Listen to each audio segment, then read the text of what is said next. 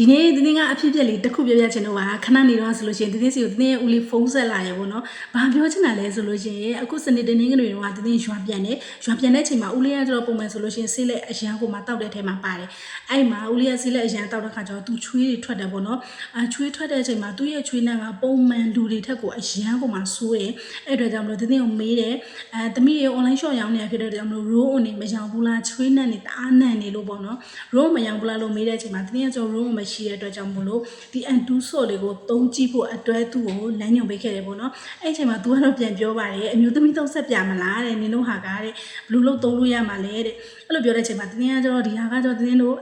ကြောက်ချင်ရရှားဆောင်ရလောက်ထားတာဖြစ်တဲ့အတွက်ကြောင့်မလို့အချွေးနှံတွေကိုလုံးဝကိုမှထိန်ပေးတယ်အနံ့ဆိုးတွေကိုလုံးဝထိန်ပေးတာဖြစ်တဲ့အတွက်ကြောင့်မလို့သုံးကြည့်ပါဆိုပြီးတော့ပေးခဲ့တာဒီနေ့ဆိုလို့ရှိရင်အင်္ဂါရှိပြီပေါ့နော်စနေနေ့ကပေးခဲ့တာဆိုတော့တနင်္ဂနွေတနင်္လာအင်္ဂါဒီနေ့ဆိုလို့ရှိရင်3ရက်မြောက်ရှိပြီအဲ့3ရက်မြောက်မှာသူ့ရဲ့ချွေးနဲ့နေတော်တော်ကမှတိတာလာလို့ဆိုပြီးတော့ဒီနေ့ဆိုဖုန်းဆက်ပြီးတော့လမ်းကြွားလာပေါ့နော်